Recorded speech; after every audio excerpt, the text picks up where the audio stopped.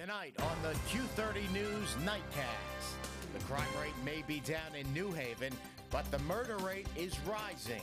We'll have the details. Plus, a Q30 in-depth look at the causes of anti-Semitism here in the United States. And finally, find out why Dean of Students Manny Carrero is wearing an apron. All this and so much more right now on the Q30 News Nightcast.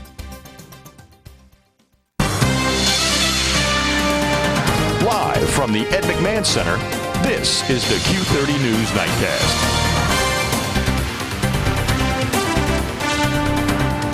Good evening, everyone. We begin tonight with a follow-up story we did a few weeks ago on WQAQ. That's right, Max. Ever since the station's tower was removed this past summer, students involved with WQAQ have been operating their shows over the internet. To find out more about the new adjustment, here's Tony Fay.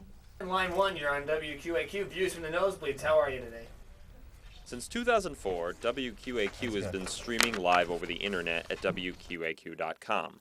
But following the removal of the station's FM tower, the station has been forced to move exclusively to an all-online format.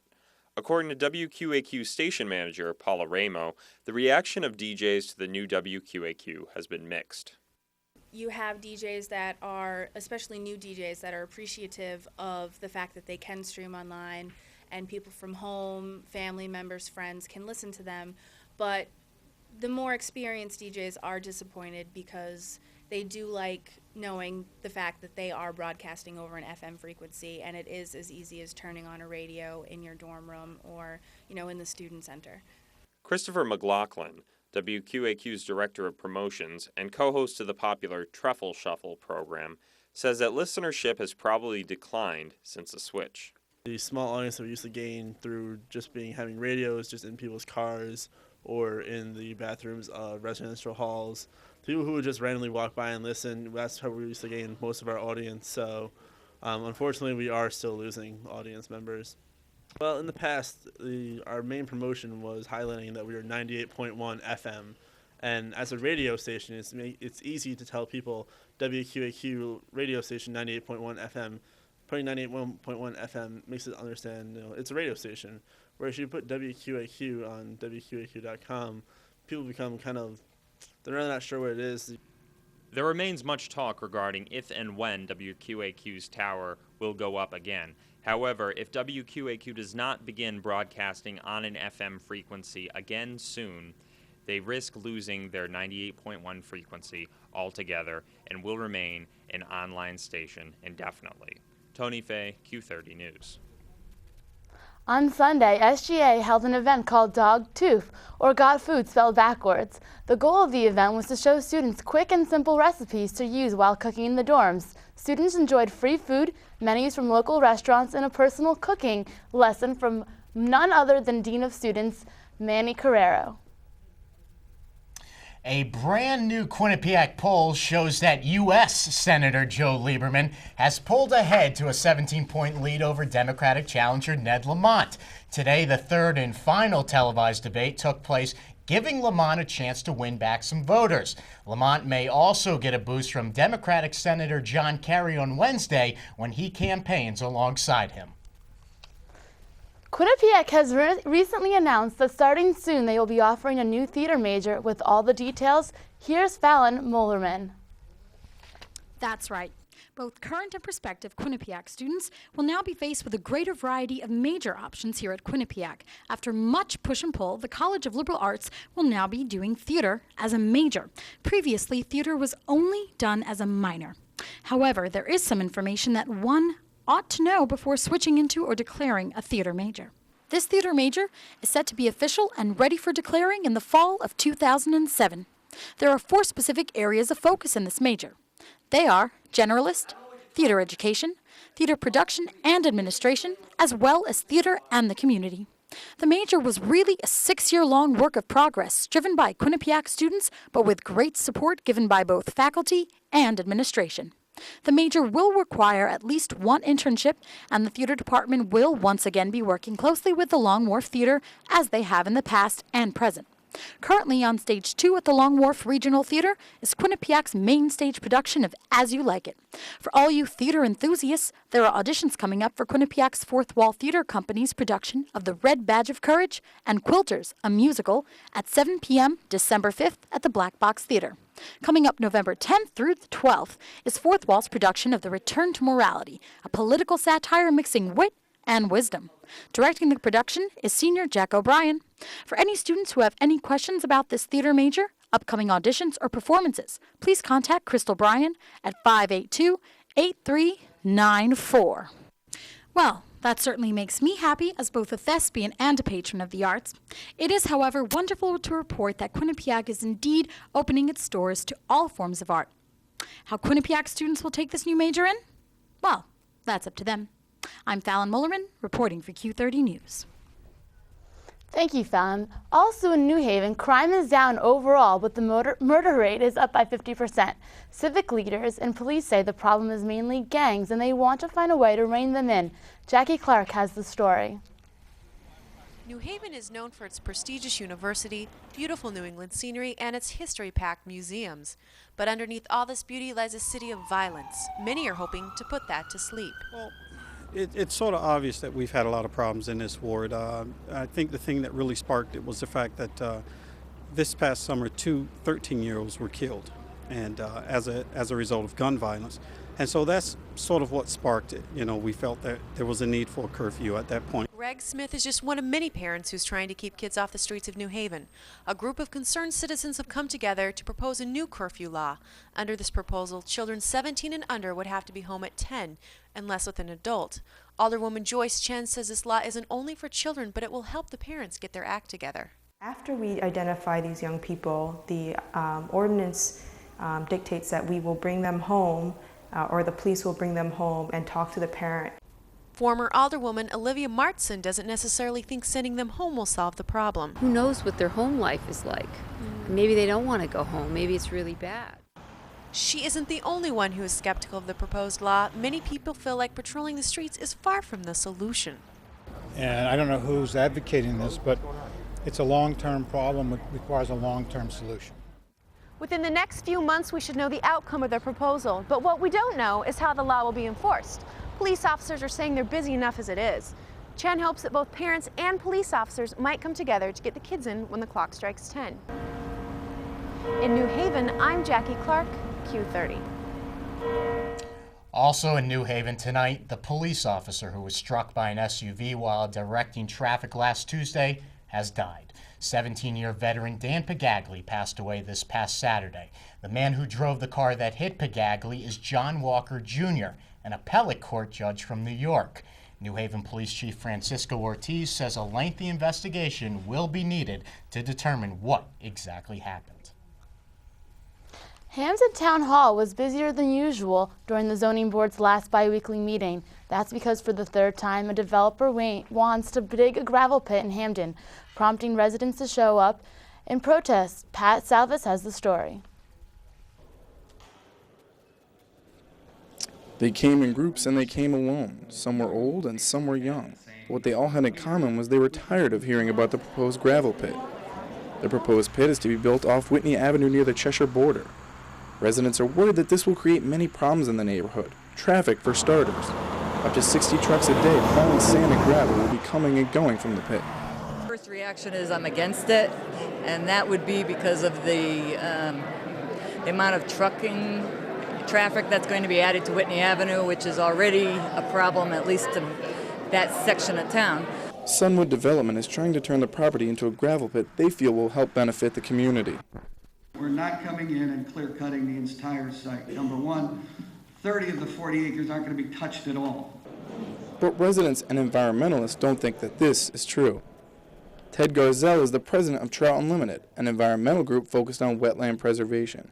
He says Sunwood's plans are unrealistic. As when he talks about this area and how that 40 acres is such a beautiful piece of property, well, why even entertain having somebody come in and mess with it? And to remanufacture nature like they're proposing is absurd. Plus, there's a concern among the residents about the falling property value. To me, the inconvenience that it's going to cause the people and the damage to the property all around. Somebody's going to make a lot of money on this. For now, though, the issue isn't about making money, but about making people's voices heard. No one at the meeting got the chance to voice their opposition, so the zoning board will be holding another meeting Wednesday night for Handham residents to voice their concerns. Pat Salvis, Q30 News. After the break, Q30 brings you an in-depth look at the causes of anti-Semitism here in the United States. And Greg Clary will be here for your look at what's making headlines from around the world. Stay with us. New federal regulations on diesel fuel are aimed at reducing sulfur emissions from cars and trucks. Connecticut has decided that it's not enough, and the legislature is working on even stricter requirements. Jonathan Burke has the story. Every time a diesel-fueled car, truck, or bus drives by, they pump harmful sulfur gas into the air over Connecticut, polluting the air we breathe. Chairman of the Connecticut Environmental Committee, Representative Richard Roy, is introducing a bill that he hopes will curb Connecticut's sulfur emissions from diesel-powered vehicles. Now we're going after motor vehicles, low diesel fuel, low emissions for buses, especially school buses, for trucks. They have the ability to bring those up to standards with retrofitting. While the new bill will only apply to Connecticut, it won't be cost-effective and practical unless other states in the region can join the initiative. We have legislation already on the books that says we will move forward with this when Massachusetts, New York, Vermont also enact the legislation. California Governor Arnold Schwarzenegger recently enacted a similar bill aimed at cleaning the air of one of the dirtiest states in the nation and leading a national push for the use of this low-sulfur diesel fuel. I think it's a pretty good idea. I think anything that they can do to improve the environment, to make it more healthy, is a good way to go. If passed, this bill would put Connecticut at the head of a national effort to regulate greenhouse gas emissions, joining only California as two of the toughest states in the country with some of the toughest regulations. Legislatures here in Connecticut hope this bill can pass through the House quickly and make it to the governor's desk by mid to late March of next year. Jonathan Burke, Q30 News. And now let's head over to Greg Clary at the World News Desk for a check of the world news headlines. Greg? Thank you, Gabby. Voters in Panama are expected to approve a modernization project of the Panama Canal. The project will allow for larger ships to pass through and will ease traffic congestion. Critics say the expansion will force Panama into an even deeper debt. The canal currently employs 8,000 Panamanians, and the expansion could give jobs to almost 40,000 more. The project will be complete around 2015 if it is approved. Many residents of a southern Somalia town are fleeing. The residents there fear more fighting between government forces and their rivals. Thousands of heavily armed militiamen are poised to take over the town. People are fleeing the town on foot and aboard donkey carts. Somalia's government has lost control over most of the country, and the government only controls the capital. 4 days of hardcore violence in Balad, Iraq has left at least 60 Iraqis dead. The increased American patrols has failed to quell the violence. The military in Iraq has reached a grim milestone, as 3,000 coalition soldiers have been killed throughout the conflict. October alone has been bloody, with 52 U.S. troops dying in Iraq. That's a look at what's happening around the world. Max, back to you. Greg, thanks very much. In 2002, the Anti-Defamation League released a survey finding that 37% of Americans felt anti-Semitism would increase over the next few years. Well, it's been a few years, and arguably, because of recent events, anti-Semitism here in the U.S. is still very much existent. Here's the story.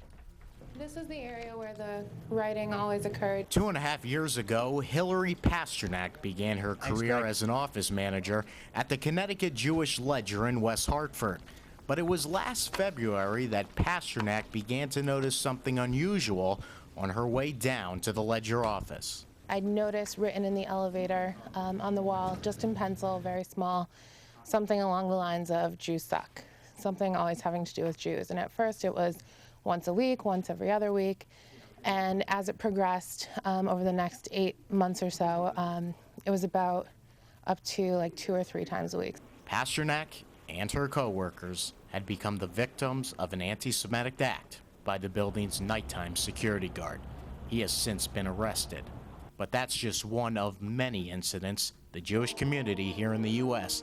sees over and over again.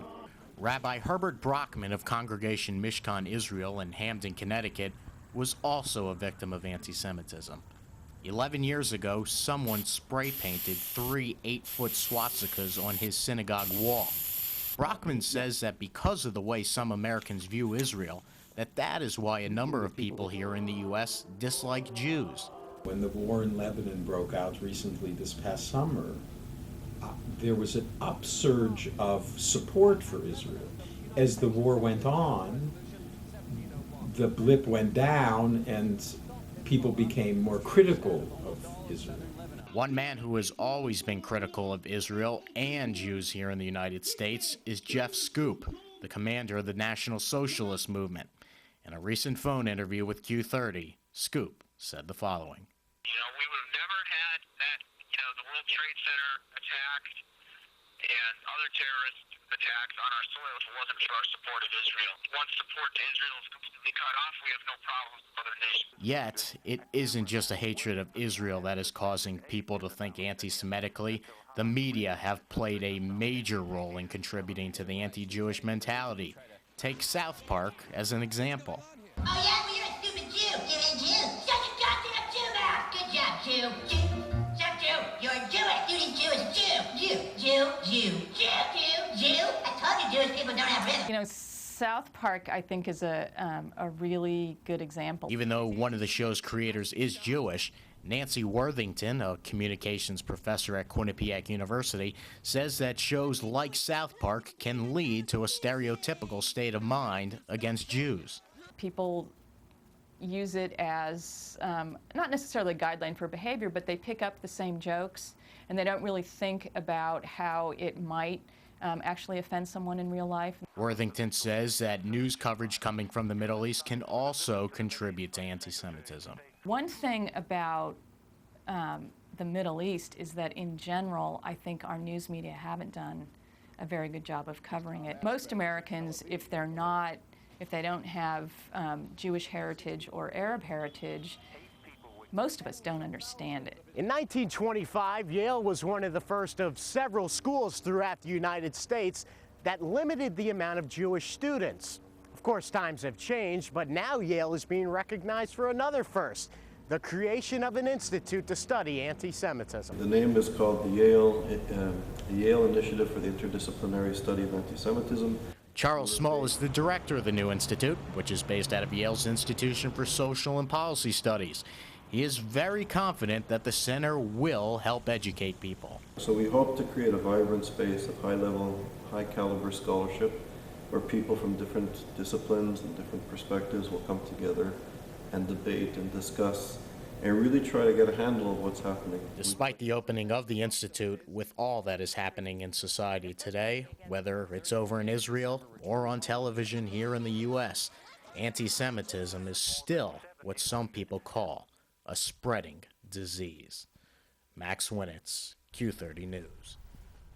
And now let's head on over to the Q30 Weather Center where Justin Cohen is standing by. Justin. Thank you very much. As you can tell, it feels a little bit more like fall in the air. Is it going to stay this way? I'll tell you more coming up in weather.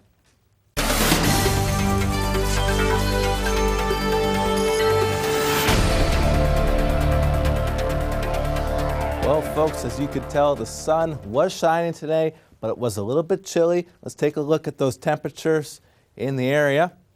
And as you could tell, down here in Miami, of course, in the 80s again. But it is a little bit chillier than it's been. That's because we have a front. And that front, as you could tell, has been affecting most of the country because it's chilly all over. From 43 in Cleveland all the way over to our area, 53 in New York. And taking a look locally, we had pretty decent weather. I mean, for this time of year, 50 is the norm, couple of mid 40s, upper 40s. So it's been relatively normal. And we'll just go on to the forecast because I know everybody wants to know what's going on this week. Tonight, 36 degrees, partly cloudy, winds out of the northwest at 10 to 15 miles an hour. And looking at tomorrow, it's going to be 53. It's going to be nice and normal, partly cloudy, a little bit blustery winds, 10 to 20 miles an hour, make it feel in the upper 40s, maybe mid 40s. Looking at the 7-day, as you could tell, it's just going to be carbon copies pretty much up until when we get to Friday, and we might have some rain, but I think the rain will hold off for the weekend and in the mid 50s. Now I want to show you a little special map that I have. Fall foliage, as you could tell. As you could tell, it is very prime time for fall foliage. Come on out, go up 91, go look at the beautiful foliage. And I have some shots now from on campus of the fall foliage. Let's take a look at that.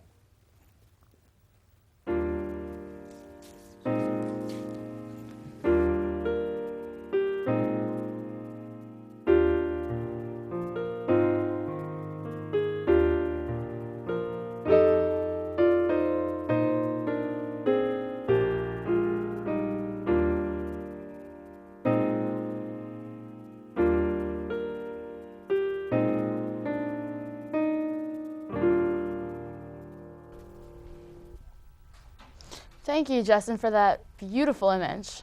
And now let's go over to Nadine Wright for a look at what's happening in the entertainment world. Nadine?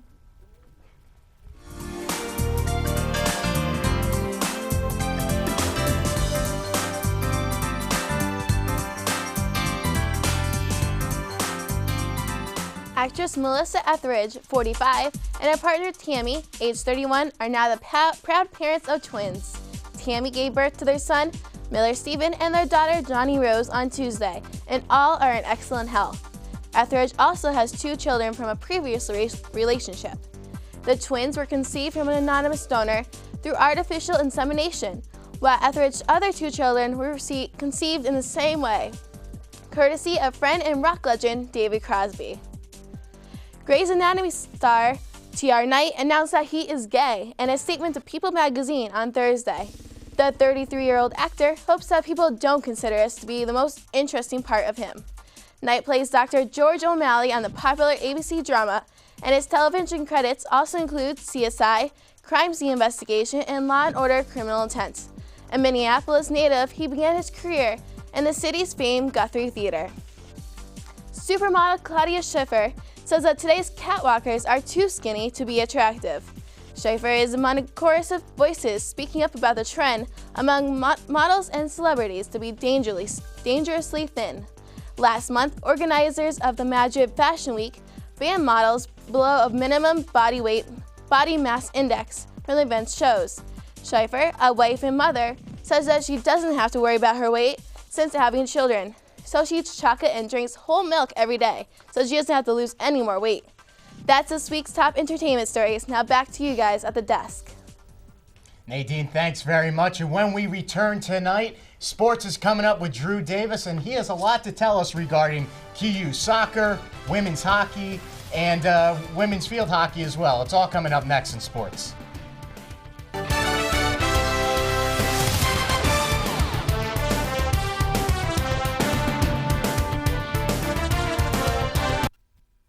As the days become shorter here in Hamden, so does the fall sports season. And this week saw critical matchups in the NCAA.